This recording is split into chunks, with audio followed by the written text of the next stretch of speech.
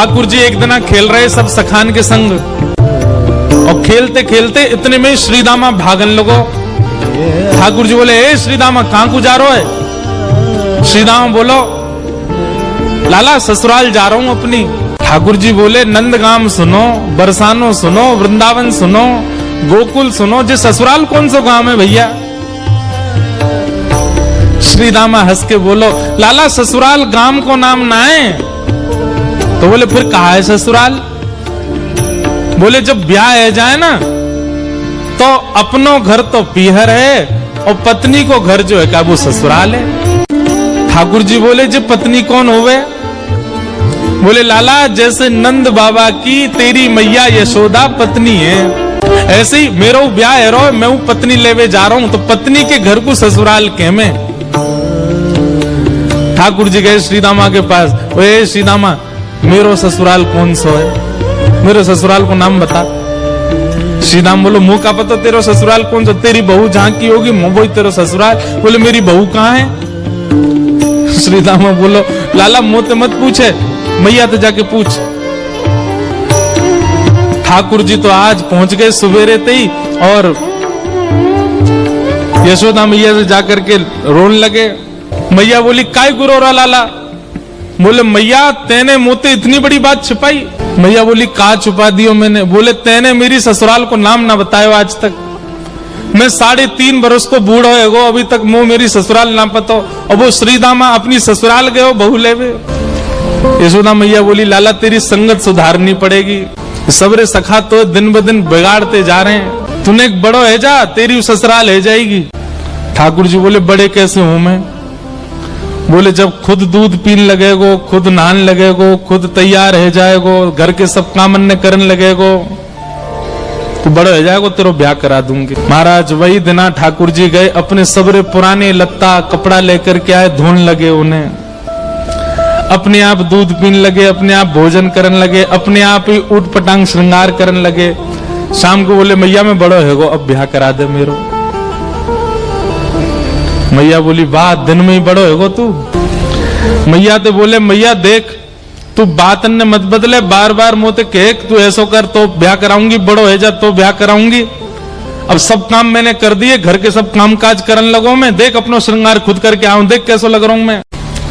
मैया बोली, ओठ वारी चीज आंखन में लगा के आयो, आंख वारी ओठन में लगा के आयो, यूं करो बड़ो है गो मैं।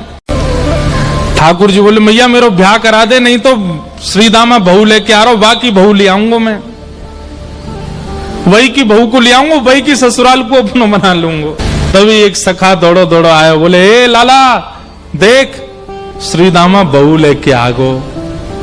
बहू को नाम सुनते ही ठाकुर जी तो मचल गए, लेके चल मुंह को जल्दी। मैया रोकने लगी, बोले, लाला ने सुधर के तो जा, कैसो बन के जा रहा है? ठाकुर जी तो दौड़े दौड़े गए, बोले बीच रास्ता में रोक ले, सबको कथा पता है। माधवी की मां ने पहले ही मना करके भेजा था कि बोले तेरे सखा, तेरे पति जो श्रीदामा, उनके जो सखा कृष्ण है, उनको मुख मत दिखाइयो। ठाकुर जी पालकी में घुस गए, हाथ पांव जोड़ के कहने लगे, भाभी जी एक बार ने अपना मुख दिखाए दो, लेकिन माधवी ने नहीं दिखाया। ठाकुर जी कह रहे हैं, देख ले बड़े बड़े जोगी, बड़े बड़े तपस्वी, बड़े बड़े ध्यानी हमारे मुख को देखवे के काजे तड़पे, और हम तेरे सामने बैठे, तू हमें मोहना दिखा रही अपनो। माधवी ने मुख नहीं दिखाया। ठाकुर जी बोले, ठीक है, तड़पेगी मुख को देखवे के काजे। माधवी बोली, मोए ना तड़पनो, मेरे पास मेरो खसम है, वही देख लूंगी, तो मैं काई को देखूं?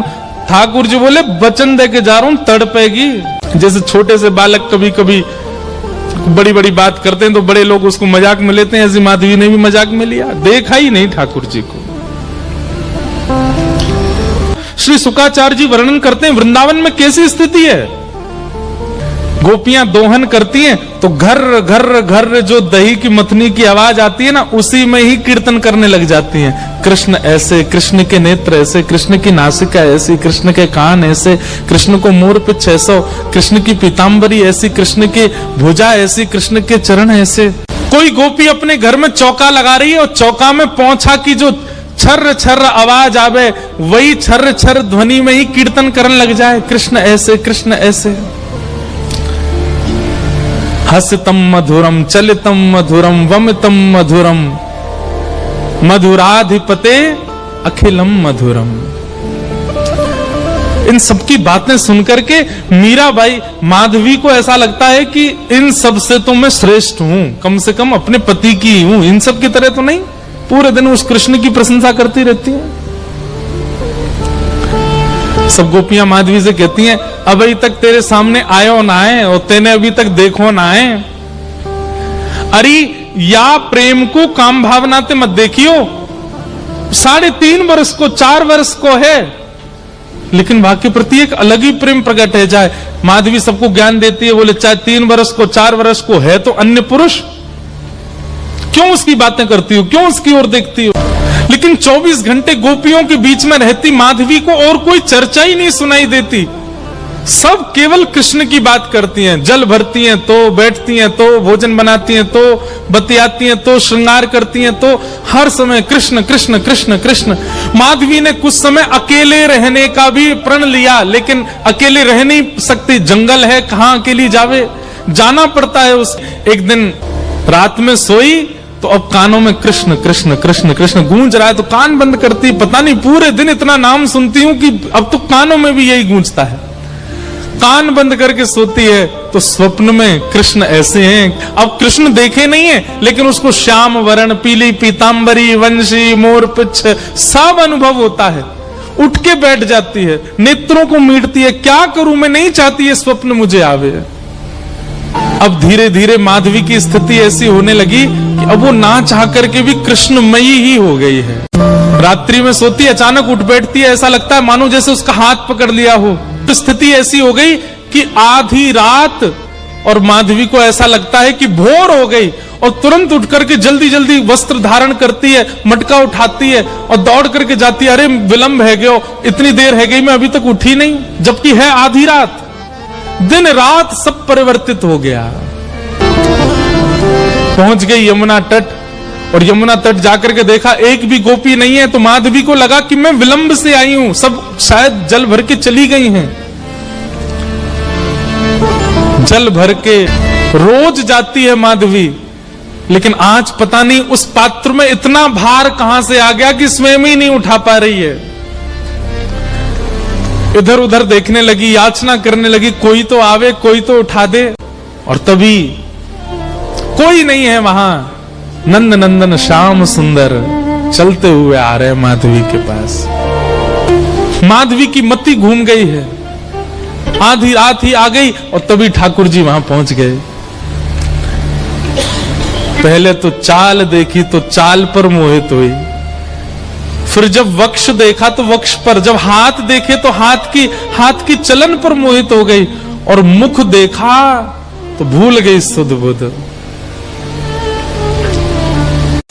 ठाकुर जी आए और आकर के मंद मुस्काए के बोले, हेरी गोपी उचाए ना पा रही, चल ले मैंने एक हाथ लगा दूं, उचाले याकू।